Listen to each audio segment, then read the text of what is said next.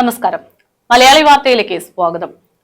കേരളത്തിൽ ഇപ്പോൾ സ്ത്രീകൾക്ക്, പ്രത്യേകിച്ച് കുട്ടികൾക്കൊക്കെ അച്ഛന്റെയും അമ്മയുടെയും തണലിൽ നിൽക്കുമ്പോൾ പോലും സുരക്ഷിതമല്ല എന്ന തരത്തിലുള്ള റിപ്പോർട്ടുകളാണ് പുറത്തു വരുന്നത്. നമ്മൾ 2-3 ദിവസമായിട്ട് കേട്ടുകൊണ്ടിരിക്കുന്നത് ആലുവയുള്ള ആ 4 വയസ്സുകാരുടെ അതിദാരുണമായിട്ടുള്ള മരണവും ആ കുഞ്ഞിന് സംഭവിച്ചിട്ടുള്ള കാര്യങ്ങളും ഒക്കെയാണ്.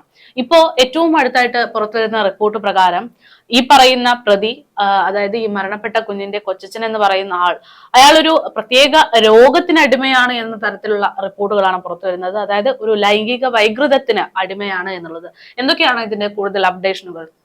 അതായത് നമുക്കറിയാം അതിക്രൂരമായ പീഡനം 2.5 വയസ്സ് തൊട്ടേ ഈ കുട്ടി നേരിട്ടുകൊണ്ടിരിക്കുകയാണെന്നും ഒരു കാരണവശാലും ഈ വിവരം പുറത്തു വന്നില്ല എന്നുള്ളത് നമുക്ക് ഒരിക്കലും ചിന്തിക്കാൻ പോലും കഴിയുന്നില്ല. സ്വന്തം അമ്മയ്ക്ക് പോലും സ്വന്തം മകളുടെ ശരീരത്തിൽ എന്തൊക്കെ മാറ്റങ്ങളാണ് സംഭവിച്ചത്, അല്ലെങ്കിൽ എന്തൊക്കെ തരത്തിലുള്ള മുറിവുകളൊക്കെയാണ് ആ കുഞ്ഞു ശരീരത്തിൽ ഏറ്റുവാങ്ങേണ്ടി വന്നത് എന്ന് പോലും ആ അമ്മയ്ക്ക് പോലും തിരിച്ചറിയാൻ കഴിഞ്ഞിരുന്നില്ല.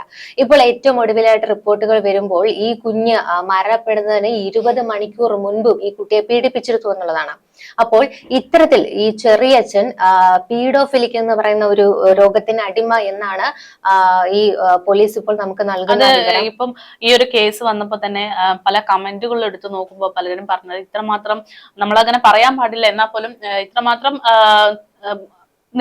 ഇങ്ങനെ ഒരു ലൈംഗികമായിട്ട് ബന്ധപ്പെടാനുള്ള താല്പര്യത്തിൽ നിൽക്കുന്ന ഒരു വ്യക്തിയായിരുന്നുവെങ്കിൽ എന്തിനൊരു കുഞ്ഞിനെ ചൂസ് ചെയ്തു? വേണമെങ്കിൽ നേരിട്ട് ഒരു ഇത്തരത്തിൽ ജോലി ചെയ്യുന്ന ഒരുപാട് സ്ത്രീകളുണ്ട്, അവരെ സമീപിച്ചുകൂടായിരുന്നു എന്നതടക്കമുള്ള നിരവധി കമന്റുകൾ ഇതുമായി ബന്ധപ്പെട്ട് പുറത്തു വന്നിരുന്നു. ആ ഒരു കമന്റിനൊക്കെ ഉള്ള ഒരു മറുപടി എന്ന് വേണമല്ലേ നമുക്ക് ഇത് പറയാൻ? ഈ ഒരു അസുഖം അല്ലെങ്കിൽ ഇയാള് തീർച്ചയായിട്ടും ഇയാൾ അവിവാഹിതനാണ്. അപ്പോ ഇയാളെ കുറിച്ച് ആ നാട്ടിലുള്ളവർ പറയുന്നത് കൊച്ചു കുട്ടികളുമായിട്ടാണ് ഇയാളുടെ കൂട്ടെന്ന് പറയുന്നത്. ആ കുട്ടികൾക്ക് സ്വീറ്റ്സ് വാങ്ങിക്കൊടുക്കും, കളിപ്പാട്ടങ്ങളൊക്കെ വാങ്ങിക്കൊടുക്കും, ഏറ്റവും കൂടുതൽ സമയം ചെലവഴിച്ചിരുന്നത് ഈ കുഞ്ഞുങ്ങളോടാണ്. പക്ഷെ ഇയാളുടെ ഈ ഒരു ലൈംഗികാസക്തി ഇയാൾ തീർത്തിരുന്നതും കുഞ്ഞുങ്ങളിലാണ്. അപ്പൊ ഈ കുഞ്ഞുങ്ങൾ കാരണം ഈ വിവരം പുറത്തേക്ക് വരില്ല എന്നുള്ള ഒരു തോന്നൽ ഇയാൾക്കുണ്ടായത്. അതായത് ഈ ബ്ലൂ ഫിലിം അത്തരത്തിലുള്ള അശ്ലീല ദൃശ്യങ്ങളൊക്കെ കണ്ടുകൊണ്ടാണ് ഇയാൾ ഈ കുഞ്ഞിനോട് ഇത്തരത്തിലുള്ള ഒരു ലൈംഗികാസക്തി തീർത്തിരിക്കുന്നത്. അപ്പോൾ നമുക്ക് ഈ കേസ് നടന്ന സമയത്ത് കുഞ്ഞിന്റെ സംസ്കാര ചടങ്ങിലൊക്കെ ഈ പറയുന്ന പ്രതി പങ്കെടുത്തിരുന്നു. ആ ഒരു സീനൊക്കെ കാണുമ്പോൾ നമുക്ക് ഒരിക്കലും വിശ്വസിക്കാൻ പറ്റില്ല ഇയാളായിരുന്നു ഇതിന് പിറകിലുള്ളത് എന്നത്. അതായത് ഒരു സംഭവം നടക്കുമ്പോൾ ഒരുപക്ഷെ അയാളാണ് കുറ്റവാളി എന്ന് അയാൾക്ക് സ്വയം അറിയാമായിരുന്നെങ്കിൽ വെറുതെ എങ്കിലും അയാളൊന്ന് മാധ്യമങ്ങൾക്ക് മുമ്പിലൊക്കെ ഒന്ന് മാറി നടക്കുന്ന ഒരു രീതി ഉണ്ടാകുമായിരുന്നു. അല്ല, ഈ കേസിലെ 2 ട്വിസ്റ്റ് എന്ന് വെച്ച് കഴിഞ്ഞാൽ, ഒന്ന് അമ്മ പറയുന്നു അമ്മ അറിഞ്ഞിട്ടില്ല ഇത്തരത്തില് ഈ കുഞ്ഞ് പീഡിപ്പിക്കപ്പെട്ടു എന്നുള്ള കാര്യം.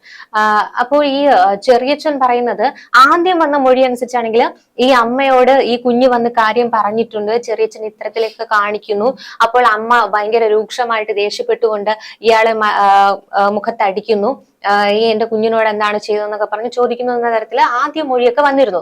പക്ഷെ പിന്നീട് ഈ അമ്മയോട് ചോദിച്ചപ്പോൾ അമ്മ പറഞ്ഞത് തനിക്ക് അറിയില്ല, തന്നോട് ഇക്കാര്യം പറഞ്ഞിരുന്നില്ല, തനിക്കറിയില്ല. പിന്നീട് ഈ ചെറിയച്ഛൻ വീണ്ടും മൊഴി മാറ്റി, ഈ അമ്മയ്ക്ക് അറിയില്ല ഇത്തരത്തിൽ ഇങ്ങനെ ഒരു കാര്യം നടന്നു എന്നൊന്നും അറിയില്ല എന്നൊക്കെ പറഞ്ഞു. അപ്പൊ 2 തരത്തിലാണ് ഇവിടെ കാര്യങ്ങൾ വരുന്നത്.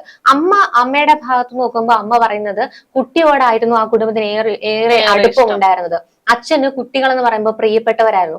അപ്പോൾ അമ്മയെ മർദ്ദിക്കുമ്പോൾ അമ്മ ഇത്തരത്തിൽ ആ അച്ഛനോടുള്ള പ്രതികാരം എന്നോണം കുഞ്ഞിനെ കൊലപ്പെടുത്തി എന്നുള്ള രീതിക്കാണ് അമ്മയുടെ മൊഴികളൊക്കെ പുറത്തു വരുന്നത്. പക്ഷേ അത്തരത്തിൽ അമ്മയിൽ ആ കേസ് ഒഴിവാകും എന്നുള്ളൊരു തെറ്റായ മിഥ്യാധാരണ ഇയാൾക്കുള്ളത് കൊണ്ടാണ് ഇയാൾ ഭയങ്കര എന്താ പറയാ ആളുകൾക്ക് മുന്നിൽ അല്ലെങ്കിൽ നാട്ടുകാർക്ക് മുന്നിലൊക്കെ തനിക്ക് വേറെ പ്രിയപ്പെട്ട ആ കുഞ്ഞ് അതിദാരുണമായി കൊല്ലപ്പെട്ടു എന്നുള്ള രീതിക്ക് ഭയങ്കര വികാരമായി പൊട്ടിക്കരഞ്ഞുകൊണ്ടൊക്കെ പ്രതികരിച്ചത്. അപ്പം എന്തായാലും അയാളുടെ മുഖം ഇപ്പം സോഷ്യൽ മീഡിയയിലൊക്കെ പല സ്ഥലങ്ങളിലും പല വീഡിയോസിലൊക്കെ നമ്മൾ കാണുന്നുണ്ട്. എന്തായാലും ഈ പറയുന്ന കേസിൽ ഒരുപാട് ദുരൂഹതകൾ ഉണ്ട് എന്നാണ് നിലവിൽ റിപ്പോർട്ട് പുറത്തു വരുമ്പോഴും നമുക്ക് പറയാനുള്ളത്. കാരണം ഈ പറയുന്നത് പോലെ ഈ മൊഴികളിലുള്ള വിരോധാഭാസം തന്നെയാണ്. പരസ്പരം പറയുന്ന കാര്യങ്ങൾ മാറ്റി മാറ്റി പറയുന്നു. എന്തിനൊരു കുഞ്ഞിനെ കൊന്നിട്ട്, അതും പ്രത്യേകിച്ച് ഒരു മറ്റൊരാളുടെ കുഞ്ഞൊന്നുമല്ല, സ്വന്തം കുഞ്ഞിനെ കൊന്നിട്ട് അത് ആ ഒരു എന്തായാലും നഷ്ടപ്പെടാനുള്ളതൊക്കെ നഷ്ടപ്പെട്ടു കഴിഞ്ഞു. പ്രതിയാണ് എന്നത് വ്യക്തമാണ്. ആകെ ഉണ്ടായിരുന്ന സ്വന്തം കുഞ്ഞ് അത് മരണപ്പെട്ടു കഴിഞ്ഞു. ഇനി ആ ഒരു സ്ത്രീക്കാണെങ്കിലും മുന്നോട്ട് ജീവിക്കുക എന്ന് പറയുന്നത് കുറച്ച് കഠിനം തന്നെയാണ്. അപ്പോ നഷ്ടപ്പെടാനുള്ളതൊക്കെ നഷ്ടപ്പെട്ടു കഴിഞ്ഞു. എന്നിട്ടും എന്തൊക്കെയോ മറച്ചു വെക്കാനുള്ള ശ്രമം, അതെന്തിനാണ് എന്നുള്ളത് വലിയൊരു ദുരൂഹത നിറയ്ക്കുന്ന ഒരു കാര്യം തന്നെയാണ്. ഇപ്പോഴും ആ അമ്മ പറയുന്നത് പ്രകാരം തനിക്കൊന്നും അറിയില്ലായിരുന്നു എന്ന തരത്തിൽ തന്നെയാണ് മൊഴിയൊക്കെ അവസാനമായിട്ടും കൊടുത്തിരിക്കുന്നത്. എന്തിനാണ്? എന്തായാലും ആ കുഞ്ഞിന് ഇങ്ങനെയൊക്കെ സംഭവിച്ചു എന്നത് ലോകം മൊത്തം അറിഞ്ഞു കഴിഞ്ഞു. അപ്പൊ ഇനി വേണ്ടത് ആ കുഞ്ഞിനുള്ള ഒരു നീതി ഉറപ്പാക്കുക ഒരു അമ്മ എന്ന നിലയ്ക്ക് ഇനി അതെങ്കിലും ഒന്ന് ചെയ്യുക എന്നുള്ളതാണ്. പക്ഷെ ഇവിടെ അതും നടക്കുന്നില്ല. അതായത് ആരെയോ സംരക്ഷിക്കാനുള്ള ഒരു ശ്രമം ഈ അമ്മയുടെ ഭാഗത്ത് നിന്ന് ഉണ്ടാകുന്നുണ്ട് എന്ന് തന്നെ പറയുന്നിരിക്കുന്നു. ഈ പോലീസ് പറയുന്നുണ്ട് ഈ അമ്മയ്ക്ക് മാനസിക പ്രശ്നങ്ങളില്ല, പക്ഷെ അമ്മയ്ക്ക് ആത്മവിശ്വാസ കുറവുണ്ട്. അതായത് മക്കളുടെ കാര്യം പോലും നോക്കാൻ ഒരു പ്രാപ്തയല്ല താൻ എന്ന ഉള്ള ഒരു ബോധമായിരുന്നു ആ അമ്മയ്ക്ക് ഉണ്ടായിരുന്നത്. അപ്പൊ കുഞ്ഞിനെ കൊലപ്പെടുത്തണം എന്നുള്ളത് പെട്ടെന്നുള്ള ഒരു തീരുമാനമായിരുന്നു. അപ്പോ ഇതില് അല്ലെങ്കിൽ നമ്മൾ ആദ്യമൊക്കെ വിചാരിച്ചിരുന്നത് ഇത്തരത്തിലൊരു പീഡനം നടക്കുന്ന കാര്യം അമ്മയ്ക്ക് അറിയാമായിരുന്നു. അപ്പോൾ വീട്ടുകാരോട് പറഞ്ഞു കഴിഞ്ഞാൽ ഒരു തരത്തിൽ നീതി ഉറപ്പാക്കാൻ കഴിയില്ല എന്ന് കരുതിക്കൊണ്ട് ആ കുഞ്ഞിനെ എന്നേത്തേക്കുമായിട്ട് രക്ഷപ്പെടുത്താനായിട്ട് ചിലപ്പോൾ മരണം വഴി നടത്തിയതാകാമെന്നൊക്കെ ഒരു തെറ്റായ ചില ചിന്തകളൊക്കെ നമുക്ക് വന്നു ചേർന്നിരുന്നു. പക്ഷേ ഇപ്പൊ ഏറ്റവും ഒടുവിലായിട്ട് വന്ന് നിൽക്കുമ്പോൾ ആ അമ്മയ്ക്ക് ഇത്തരത്തിൽ ഒരു അറിവ് ഉണ്ടായിരുന്നില്ല. തന്റെ ലക്ഷ്യം ആ ഭർത്താവിനെയും വീട്ടുകാരെയും ഏത് വിധേനയും അവരെ ശിക്ഷിക്കുക, അതിന് തന്റെ കുഞ്ഞിനെ കൊലപ്പെടുത്തുക എന്നുള്ളൊരു ചിന്ത മാത്രമേ അമ്മയ്ക്ക് ഉണ്ടായിരുന്നുള്ളൂ എന്നുള്ളതാണ്. അപ്പൊ ഒരേ സമയം രണ്ട് ട്വിസ്റ്റുകളാണ് ഇതിൽ വന്നിരിക്കുന്നത്. ഒന്ന്, ഈ അച്ഛന്റെയും അമ്മയുടെയും ഇത്തരത്തിലുള്ള ബന്ധത്തിലെ വിള്ളലുകളെ അതുവഴി കരുവാക്കി ആ കുഞ്ഞിനെ പീഡിപ്പിക്കുന്ന ചെറിയച്ഛൻ. ഇയാൾ വിവാഹിതനായിരുന്നില്ല, തൊട്ടടുത്ത വീട്ടിൽ തന്നെയായിരുന്നു താമസിച്ചിരുന്നത്. അപ്പൊ ഈ കുഞ്ഞിനെ അയാൾക്ക് അത്തരത്തിൽ പല തോന്നലുകളൊക്കെ വരുമ്പോൾ ഈ കുഞ്ഞിനെ ആ വീട്ടിലേക്ക് കൊണ്ടുപോവുകയാണ് ചെയ്തിരുന്നത്. പിന്നെ അത് മാത്രമല്ല, ഈ ഒരു ദിവസം, അതായത് ആ കുഞ്ഞ് കൊല്ലപ്പെടുന്ന ആ ദിവസം, അതായത് 20 മണിക്കൂർ മുൻപ് പോലും ആ കുട്ടിയെ പീഡനത്തിന് ഇരയാക്കി. ആ കുഞ്ഞിനെ ഇവരുടെ അച്ഛൻ ഗുരുതരാവസ്ഥയിൽ ഹോസ്പിറ്റലിൽ കിടക്കുകയായിരുന്നു. അപ്പൊ അത് കാരണം ഈ വീട്ടുകാർ മുഴുവനും അവിടെയായിരുന്നു, ഹോസ്പിറ്റലായിരുന്നു. അതുകൊണ്ട് തന്നെ ഈ പ്രതിക്ക് അത്തരത്തിലൊരു സമയം കിട്ടിയപ്പോൾ ഈ കുഞ്ഞിനെ വീണ്ടും വളരെ ശാരീരികമായിട്ട് യൂസ് ചെയ്യുകയാണ് ചെയ്തത്. അപ്പൊ ആ കുഞ്ഞിനെ ആ ദിവസം തന്നെ കുളിപ്പിക്കുന്നു, നഴ്സറിയിലൊക്കെ കൊണ്ടാക്കുന്നു, അങ്ങനെ പല കാര്യങ്ങളും ഇയാൾ ചെയ്യാറുണ്ട്. അപ്പോൾ ആ കുഞ്ഞിനെ ചിലപ്പോൾ മധുരം വാങ്ങി കൊടുത്തിട്ടായിരിക്കാം, ചിലപ്പോൾ ഈ സ്നേഹം നടിച്ചുകൊണ്ടായിരിക്കാം ഈ ഒരു വിവരം പുറത്തേക്ക് വരാതെ അയാൾ ഹൈഡ് ചെയ്യാൻ ശ്രമിച്ചിരുന്നു എന്നുള്ളതാണ്.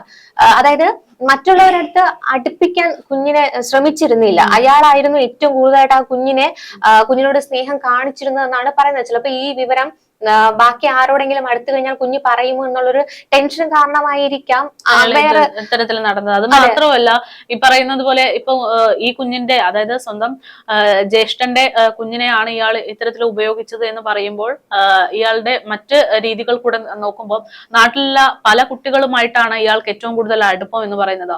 അപ്പോൾ ഈ പറയുന്നത് പോലെ ഒരു പക്ഷേ അവരെയും ഇത്തരത്തിൽ ഉപയോഗപ്പെടുത്താൻ ശ്രമിച്ചിട്ടുണ്ടാകുമോ എന്നതടക്കമുള്ള കാര്യങ്ങൾ അന്വേഷിക്കാനുണ്ട്.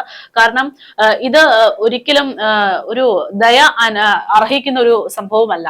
അത്രമാത്രം നമ്മുടെ നാട്ടിലെ നീതിയും ന്യായവും അതിന്റെ നടപടികളും ഒക്കെ നമ്മൾ ആവർത്തിച്ച് പറയുമ്പോഴും അതിനെ ഒന്നും ഒരു വില നൽകാതെ വീണ്ടും വീണ്ടും ഇത്തരത്തിലുള്ള ക്രൂരകൃത്യങ്ങളൊക്കെ കൂടി വരുന്നൊരു സാഹചര്യമാണ്. അതുകൊണ്ട് കൂടുതൽ ഇതുമായി ബന്ധപ്പെട്ട് എന്തെങ്കിലും കാര്യങ്ങളൊക്കെ ഉണ്ടെങ്കിൽ ഉടൻ തന്നെ കണ്ടെത്തുകയും ഇയാൾക്കെതിരെ നിലവിലെടുത്തിരിക്കുന്ന നടപടിയേക്കാൾ കൂടുതൽ കടുത്ത നടപടികൾ കൈക്കൊള്ളണം എന്നുള്ളതാണ്.